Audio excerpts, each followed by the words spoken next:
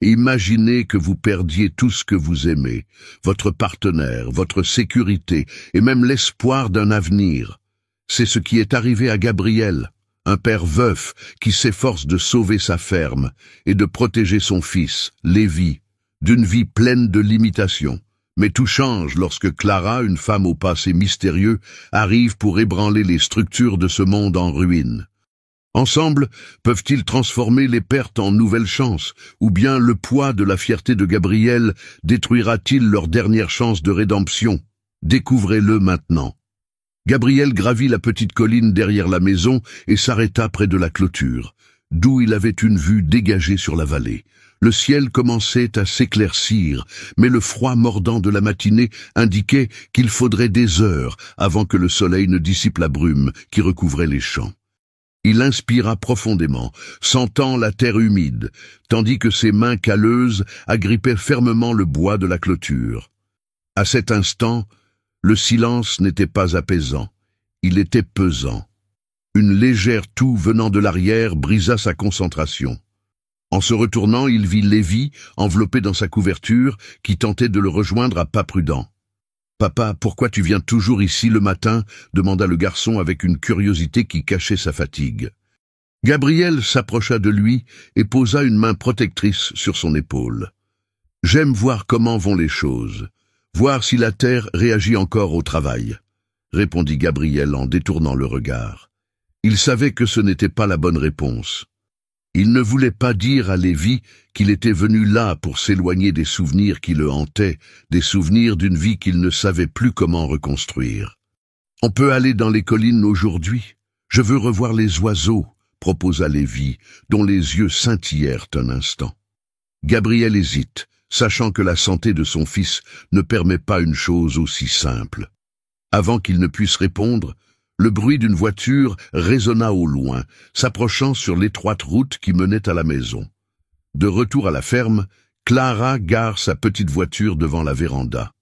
Elle en descend avec précaution, une valise à la main et un sourire qui se veut confiant. Gabriel, lui, l'accueille avec le même regard réservé que celui qu'il adresse à tous ceux qui envahissent sa bulle. « Cette histoire vous plaît ?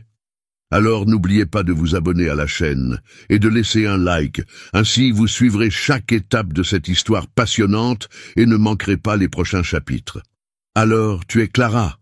dit-il en croisant les bras.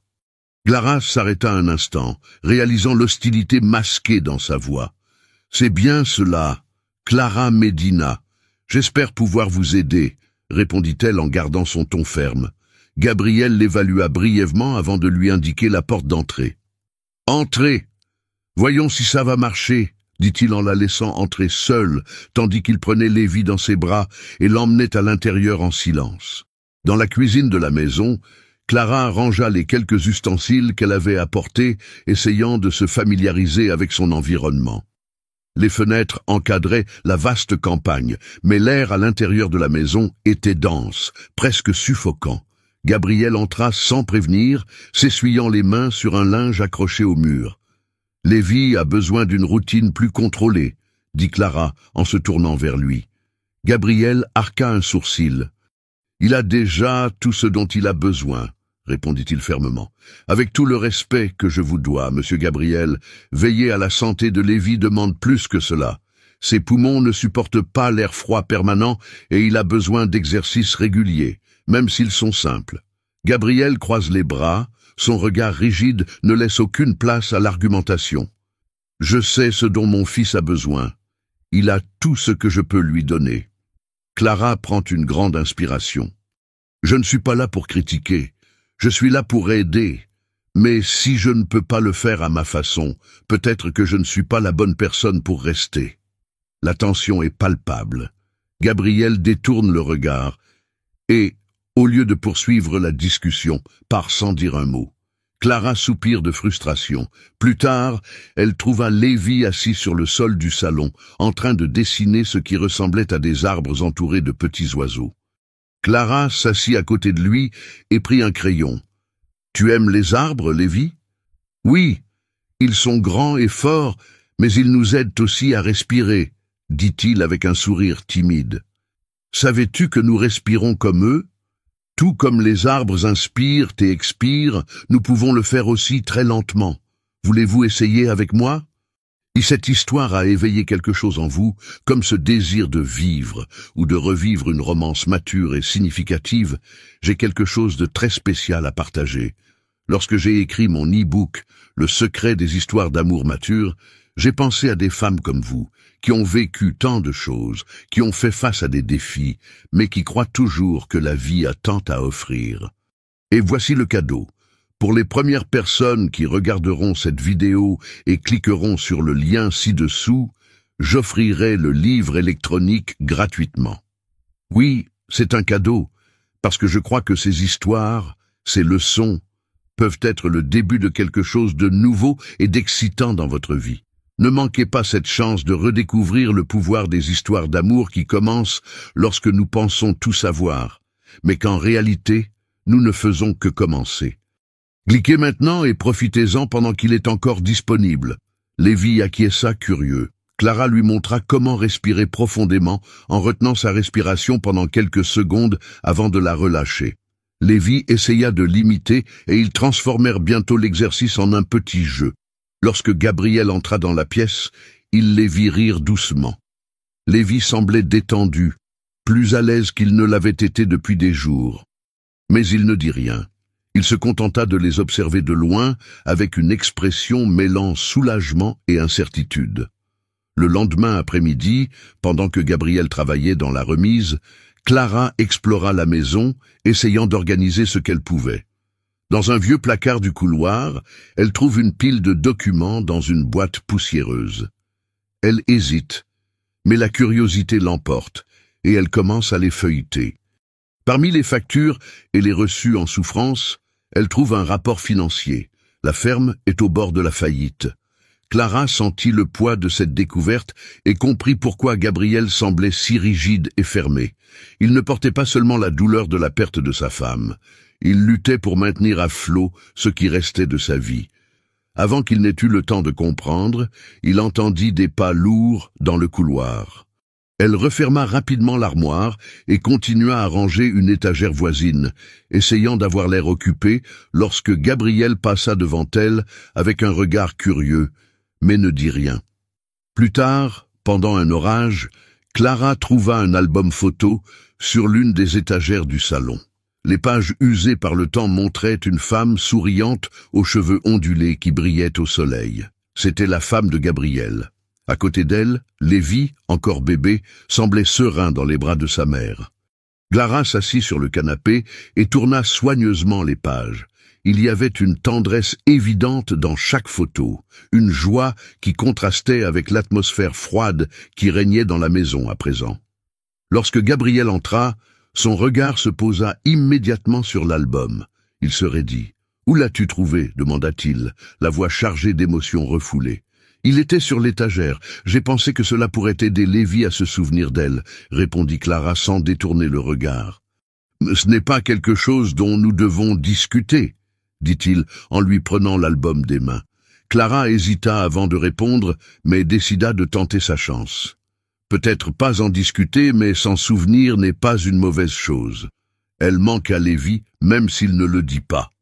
Gabriel fixa Clara un instant avant de lui tourner le dos et de s'éloigner, laissant l'album sur la table. Sur le balcon, Clara examina les vieux outils alignés le long du parapet en attendant que Gabriel revienne de la remise. Lorsqu'il sort, elle s'approche directement de lui et lui tend un dépliant qu'elle a trouvé dans un coin de la cuisine.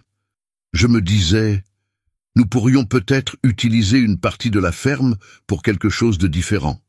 Un projet de tourisme rural. Nous pourrions accueillir des familles désireuses de découvrir la vie à la campagne.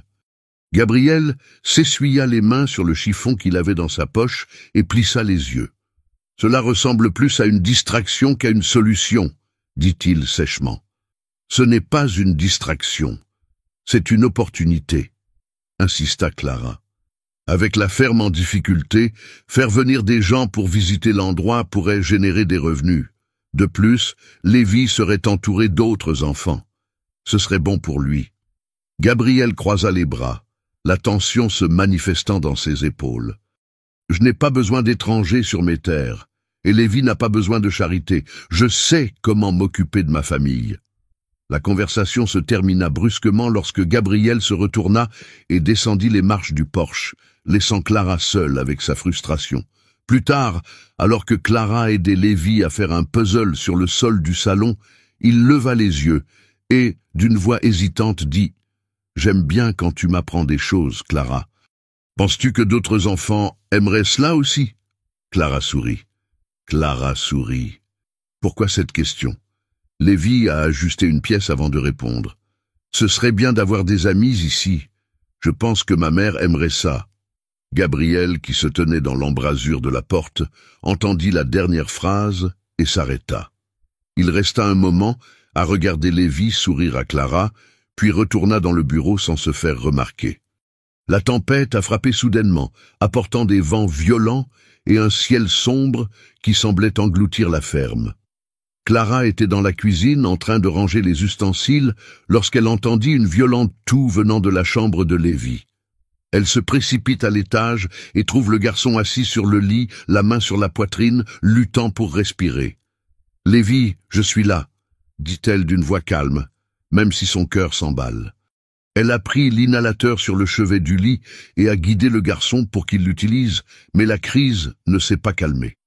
La respiration de Lévi reste lourde, comme s'il essayait de faire passer de l'air dans un entonnoir étroit. « Calme-toi, respire lentement avec moi », insiste Clara en lui tenant la main alors qu'il tente de garder le contrôle de la situation. Elle se souvient alors des herbes médicinales qu'elle a vues dans une armoire du salon. Sans perdre de temps, elle descend en courant et commence à fouiller dans l'armoire de Gabriel. Elle y trouva des feuilles séchées qu'elle savait pouvoir utiliser pour faire des tisanes calmantes. Pendant que l'eau bouillait dans la bouilloire, Clara regarda la fenêtre. La pluie battait les murs de la maison et elle réalisa que Gabriel était probablement toujours coincé dans le hangar, loin de toute aide. Elle prit l'infusion terminée, retourna dans la chambre et s'assit à côté de Lévi.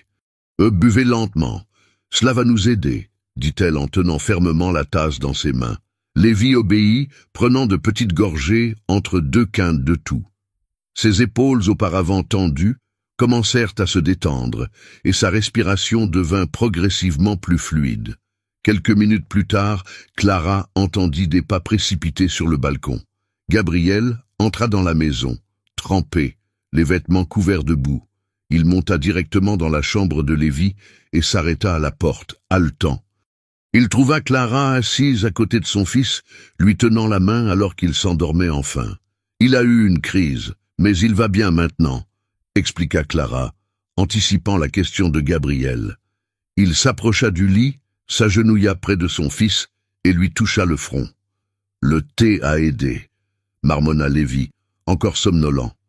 Gabriel regarda Clara, les mots bloqués dans sa gorge. Finalement, il réussit à murmurer « Merci, je ne sais pas ce que j'aurais fait sans toi. » Clara acquiesça, le soulagement se lisant dans son expression. Gabriel resta encore quelques minutes aux côtés de son fils, absorbant la scène qui se déroulait devant lui. Pour la première fois, il s'avoua qu'il avait besoin de Clara, même si son orgueil s'opposait à cette vérité. Gabriel était assis sur le balcon, les mains tenant une tasse de café qui refroidissait lentement. L'air du matin était calme, mais il semblait agité, perdu dans ses pensées. Clara sortit de la porte, s'essuyant les mains sur un chiffon. Elle s'arrêta près de lui, hésita un instant et décida de rompre le silence. « J'ai réfléchi à ce dont nous avons parlé. Je sais que l'idée du projet rural semble risquée, mais elle a du potentiel. Ce n'est pas de la charité, Gabriel. C'est une façon de protéger ce que tu as et de donner à Lévi quelque chose de plus. Cette histoire ne fait que commencer. Cliquez sur like et abonnez-vous à la chaîne pour découvrir si Gabriel parvient à surmonter ses peurs et à donner un nouveau souffle à sa famille et à la ferme. » Gabriel la regarda, les yeux fixes, mais l'expression indéchiffrable. Finalement, il soupira. « Tu as quelque chose en tête ou tu ne fais que débiter des théories ?» Clara lui adressa un sourire discret et prit le bloc-notes qu'elle portait sur elle. Elle s'assied à côté de lui et commence à lui décrire le projet. une adaptation des anciennes cabanes de la ferme pour accueillir des familles en combinant activités pédagogiques et expériences à la campagne. Clara suggère de créer un espace où Lévi pourrait interagir avec d'autres enfants, tandis que Gabriel pourrait partager son expertise de la terre. Il écoute en silence, s'imprégnant de chaque détail. « Vous semblez avoir pensé à tout », commande-t-il, encore sceptique. « De pas à tout », admet Clara. « Mais je suis sûr que nous pouvons y arriver ensemble. » Gabriel se frotta le visage avec les mains, réfléchissant aux implications.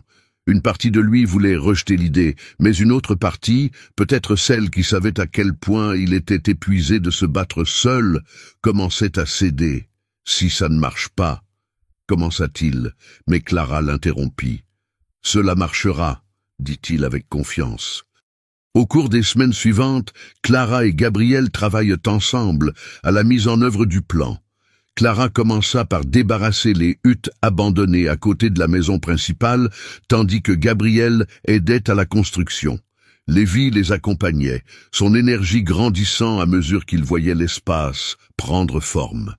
Il peignit les clôtures avec Clara et aida son père à planter des fleurs autour des cabanes. « Tu crois que les enfants vont se plaire ici ?» demanda un jour Lévi, le pinceau plein de peinture blanche à la main. « Je suis sûr que oui, » répondit Clara en lui souriant, « et tu seras l'hôte idéal, tu leur montreras tout ce que tu sais sur cet endroit. » Lévi rit, plus confiant que jamais. Gabriel, qui observait la scène de loin, se rendit compte à quel point son fils semblait plus fort et plus animé. L'énergie de Lévi était contagieuse, et Gabriel ne pouvait nier l'impact positif de Clara sur leur vie. Un soir, Clara propose une petite fête pour marquer les progrès accomplis. Organisons un dîner spécial, rien que tous les trois, pour célébrer ce que nous avons accompli jusqu'à présent. Gabriel hésite, mais accepte. Clara prépare un repas simple mais agréable. Assis à table, dans l'odeur du pain frais et de la soupe aux légumes, Lévi raconte des histoires sur les oiseaux qu'il a vus le matin. Gabriel, habituellement réservé, rit à l'une des imitations exagérées de son fils. « C'est bien, » dit soudain Gabriel, la voix basse. « J'avais oublié ce que c'était. » Clara le regarda, comprenant ce qu'il voulait dire sans avoir besoin d'explication. Clara le regarda, comprenant ce qu'il voulait dire sans avoir besoin d'explication. « Il y a beaucoup d'autres choses à venir, » promit-elle. Plus tard dans la soirée, alors que Clara rangeait les assiettes, Gabriel se tenait sur le seuil de la cuisine. « Je voulais te dire merci pour ne pas avoir abandonné, même quand j'ai tout fait pour rendre les choses difficiles. » Clara sourit. « Tu as juste eu besoin de temps. Maintenant, nous sommes sur la bonne voie. » Gabriel acquiesça, ressentant une pointe d'espoir qu'il n'avait pas ressentie depuis des années. Le jour se leva avec une légère brume au-dessus des champs, mais l'air était rempli d'impatience. C'était le jour de l'ouverture du projet rural, et la ferme semblait animée d'une manière que Gabriel n'avait pas vue depuis des années. Clara était dans la cuisine, finissant d'organiser les derniers détails, tandis que Lévi courait dans le salon avec une énergie renouvelée, ajustant les petites affiches qu'ils avaient faites ensemble. « Les visiteurs vont bientôt arriver ?» demanda Lévi, les yeux brillants d'enthousiasme. « Oui, dans quelques heures, » répond Clara en nouant son tablier autour de sa taille. « Es-tu prêt à être notre guide spécial ?» Lévi acquiesça vigoureusement, brandissant une liste qu'il avait préparée avec des anecdotes sur les animaux et les plantes de la ferme. Gabriel franchit la porte avec une expression mêlée d'anxiété et de fierté sur le visage. Il observa Clara et Lévi pendant un moment avant de dire « Tout est prêt à l'extérieur. Nous avons fait de notre mieux. »« C'est plus que suffisant, » répondit Clara avec un sourire encourageant. Les premières voitures ont commencé à arriver peu après midi. Des familles, avec des enfants en bas âge, sont descendues, regardant autour d'elles avec curiosité. Lévi assume son rôle avec enthousiasme, conduisant le premier groupe à voir les poules et à leur expliquer comment elles pondent des œufs. Clara a organisé les activités à ses côtés, veillant à ce que chaque visiteur vive une expérience mémorable. Gabriel, d'abord réservé, a commencé à participer plus activement tout au long de la journée. Il a guidé un groupe d'adultes dans la zone de plantation, expliquant les techniques de culture et répondant aux questions avec un enthousiasme qui l'a surpris lui-même. Pendant une pause, Gabriel a vu Lévi dans le jardin, montrant à un groupe d'enfants comment planter des semis. Il était rayonnant, sa toux était pratiquement absente, et Gabriel a ressenti une vague d'émotion en réalisant à quel point le projet avait transformé son fils. S'approchant de Clara, qui observait la scène de loin, il lui dit d'un ton presque révérencieux « Je n'aurais jamais cru que quelque chose comme ça serait possible. » « Je savais que ça le serait, » répond Clara en regardant Gabriel avec un sourire satisfait. Au fil de l'après-midi, un visiteur propose de prendre une photo de groupe pour marquer l'événement. Tout le monde s'est rassemblé devant la maison principale, avec Lévi au centre, tenant un jeune arbre. Gabriel et Clara se tiennent côte à côte et partagent un regard complice. Plus tard, après le départ de la dernière voiture, le trio se retrouve sur la véranda pour assister au coucher du soleil. Lévi, encore plein d'énergie, commence à raconter comment l'un des enfants l'a félicité pour son explication sur les poulets. Clara et Gabriel rient, partageant la joie du moment.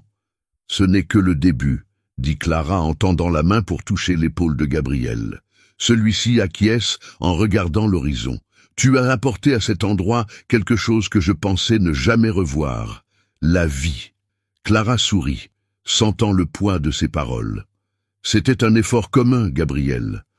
Et nous pouvons encore faire beaucoup. Cette nuit-là, alors que Lévi dormait profondément, Clara trouva Gabriel dans le salon, fixant une vieille photo de sa femme. Il semblait perdu dans ses pensées. Mais lorsqu'il réalisa la présence de Clara, il sourit légèrement. « Sarah adorait cet endroit, » dit-il, la voix chargée d'émotion. « Je pense qu'elle serait fière de ce que nous avons fait aujourd'hui. » « J'en suis sûr, » répondit Clara en prenant place à côté de lui. Et Lévi s'épanouit.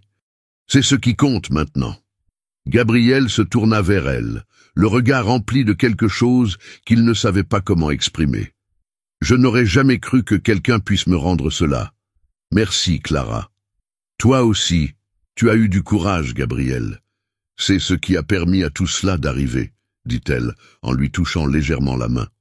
Le lendemain, à l'aube, tandis que Clara marchait dans les champs avec Lévi pour commencer une nouvelle activité, Gabriel se tenait sur le balcon, les observant avec un cœur plus léger qu'il ne l'avait jamais imaginé. Pour la première fois, il se sentait en paix avec l'avenir.